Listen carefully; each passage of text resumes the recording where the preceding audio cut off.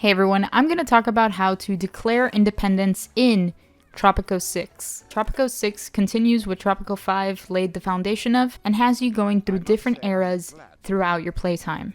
You're going to start off in the colonial era, where you're basically going to have a time limit and you're going to be working for the crown. Once you declare your independence, though, you're going to be free from the crown and you're going to be basically into the meat of the game. But how do you do it? Well, it's simple. The revolutionary leader is going to ask you to do things. You're going to want to do those things. And eventually you're going to get a mission that's going to ask you to have an average approval rating of 60 from revolutionaries and have a percentage of your population supporting the revolutionaries. 60% of your population, that is. Once you accomplish this, you're going to be able to declare independence by either paying off the crown or getting ready to fight the crown. If you're going to fight the crown, you're going to want to make sure that you have enough soldiers to actually fight back, because they're not that easy and you don't want to lose at this point, right? Of course, if you choose to pay it off instead, it's even easier. Once you do that, you're going to be independent and you're going to move on to the world wars. That's all there is to it. That's how you declare independence in Tropico 6. If you need help with getting more revolutionaries, you should check out our other guide on that. Hopefully this guide helped you out. If it did, please leave a like. If you have any other questions, leave a comment down below.